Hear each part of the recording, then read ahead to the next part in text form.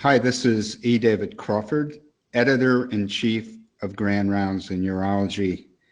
These times of COVID-19 have presented a lot of challenges to our practice.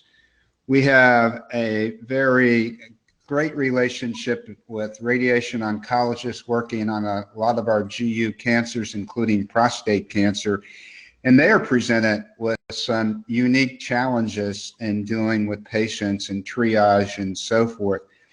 Joining us is Dr. Stephen Finkelstein. Steve is with U.S. Oncology Network, Florida Cancer Affiliates in Panama City, Florida. Steve is a real leader in the area. He's co-chair of the NRG Immunotherapy Committee, chair of SWOG Radiation SDG Committee, Board of Chancellors and Chair of Education and ACRO, co-chair of ACRO Scientific Program in the past, editor-in-chief, radiation, contemporary radiation oncology, and so on. So we're very pleased, Steve, to have you join us today. And I would like to go over a number of different areas with you. And let's just begin by talking about how should patients be assessed and screened prior to entering the radiation oncology clinic. Well, David, thank you for having me. So radiation patients should probably be screened by the clinic staff before the patient comes to the radiation oncology area. For patients who are having symptoms of COVID-19, i.e. they're having a fever, cough, shortness of breath, the staff should discuss with either the radiation oncologist or with nursing and try to recommend the appropriate triage based on what our institutional operating procedures are. Because we want to address the potential new cases of coronavirus infection. You know, if a patient shows up to the clinic and they're symptomatic or pre-screening isn't really possible, the screening should be performed on arrival and nursing should be contacted for triage of any potential positive patients. So basically, what should be done with screening positive radiation patients, both before and actually maybe during their treatment? So I think we believe that screening positive patients should be done in an isolated setting, in a special waiting area or separate exam room, where you could have the appropriate staff. And the next step is to really figure out, are you going to treat or not treat? In addition, the patient's primary care provider should be contacted to be part of these discussions and to help with further instructions. We're really not sending the patient to the primary care physician's office unless we're instructed to do so. Thanks. Well, the next question, what are some of the sort of practical steps that can be done to protect your radiation oncology clinic staff and yourself? So that's a great question. You know, each clinic really has to individualize that to what's possible and what facilitates the best patient care. I think the first step is to really create a plan of what you're going to do for your facility, for your institution. And the way I divide that is into really three pieces. You know, first is what we know so well, the social distancing, right? We're trying to minimize staff interaction, allow non-essential staff to work from home, to consider that patients might be doing shift work. If a team were infected or quarantined, a second or backup team could be potentially brought in to step in to continue patient care. Because what we want to do is make sure we're continuing the patient care. You know, in practices with individual physicians, it can be more challenging, but practices with multiple physicians may have a rotating schedule to have, you know, one radiation oncologist out of the clinic and a radiation oncologist for potential backup. You know, we're trying to keep the appropriate social distancing as possible. So you're interacting with patients, and should radiation oncologists wear gloves around patients, asymptomatic patients? And also, I guess I would ask about masks, because that's been up and down now. The last couple of days, they're saying that protective masks are actually a good idea, even if you're not yourself symptomatic. Yeah, and David, as you know, I cut my teeth as a surgeon and a surgical oncologist. So what is ingrained in me is the idea of universal precautions. But how do you practice universal precautions when the resources of the supply of these protective devices is somewhat limited? So today, there's probably no real reason that a person needs to physically wear a glove unless they're using universal precautions for an exam. You want to be using appropriate hand hygiene. You want to wipe down equipment that touches the patient, i.e. a stethoscope. Anytime you're doing something that's involving touching a mucosa, secretions, right, you need to make sure you're using gloves and you sterilize the appropriate device you were using. But on the glove situation, it's becoming tighter, just like the mask situation. I think in an ideal world, we would all have the right mask that could screen out for a particulate the size of a virus. But the problem is we're just not there today. Okay. Moving on to a sort of a different topic. Are there any guidelines for radiation oncologists to follow if a patient tests positive for COVID-19? Yeah, so this is like one of the key points. What happens when you're now in the middle of radiation practice and the patient, boom, they're positive for COVID-19. So at this time, there's no published guidance that addresses specifically how an outpatient facility responds to if a patient has COVID-19 beyond what's described for in CDC's guidance. Now, there's guidance with respect to the CDC for infection control and prevention, and there's also guidance for risk assessment in the public health management of healthcare workers. But clinicians and radiation oncologists really have to think about it in terms of staff preparedness, patient scheduling, and treatment planning. So let's just go into that very briefly. So for preparedness, the staff needs additional training on how to screen patients, as we discussed earlier. With respect to procedures to isolate patients, we need to review and keep that updating about how to identify these infected patients. And then we need to educate the staff on how to use protective personal equipment. We need to acquire, as we said in the last question, we need to acquire that protective equipment. And then we need additional training on how this testing is currently doing with respect to the national guidelines. With respect to scheduling, it may be reasonable to see patients or postpone their visits with respect to radiation oncology, depending on how active the cancer is. We're trying to call the patients in advance of coming to the clinic to get a sense if they're having symptoms of COVID to minimize their exposure while here in the cancer center. And then for treatment planning. So what happens when a patient has fever or an active symptom of infection?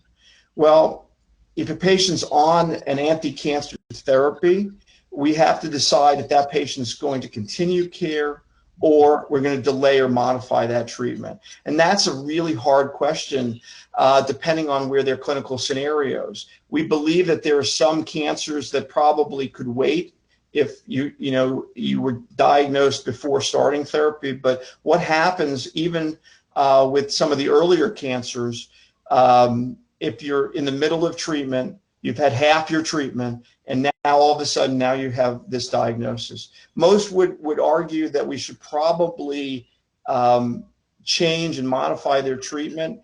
And this is an area of active thought process.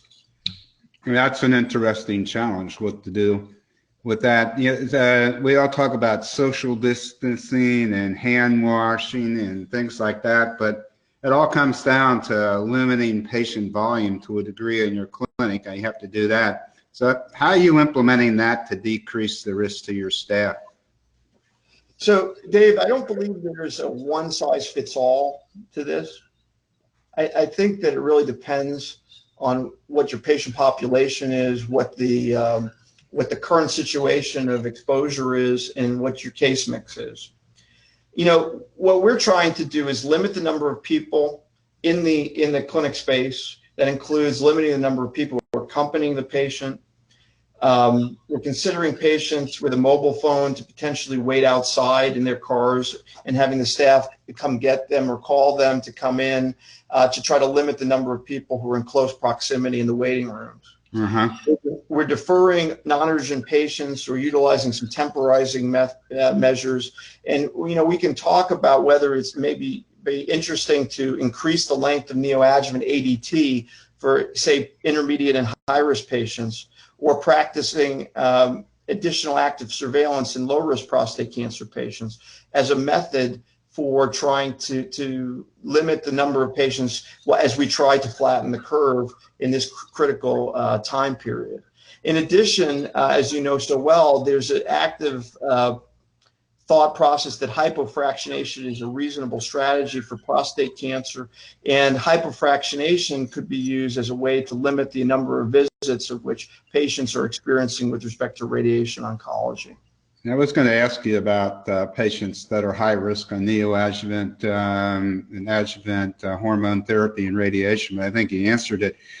Let me just move on and talk about what can happen and what's happening in a lot of places. We hear about this in hospitals right now, as your resources are being depleted and you're going to have staff shortages because they've been exposed or actually turned positive. So what are your thoughts about that? I think we have to plan that while right now my clinic is actively treating patients and we have the majority of the resources we need, I think we have to plan for a future where we may not. We need to figure out, in the event of a massive influx of patients with COVID, what we would do for staffing requirements, how would we approach and implement in our practice the clinical activities that we have on site. Indeed, clinical staff may be asked at some point to minimize their time here and work from home as we ramp up the ideas of telemedicine. The absolute minimum staffing for safe patients should be a CERN. In radiation oncology, we have a lot of fancy equipment of which we have defined classically how many people we need to run them, and we need to make sure that just because we're doing radiation in a setting of COVID, we have to do it in a safe and efficacious fashion.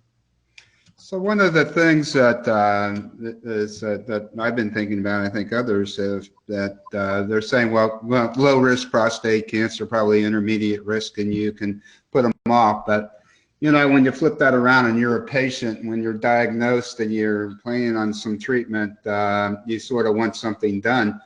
And I know when somebody's considering radiation, we talk about different forms of radiation, but it would seem to me there'd be a interest right now in seed implantations as sort of a limited exposure and maybe a good way to take care of some of these patients.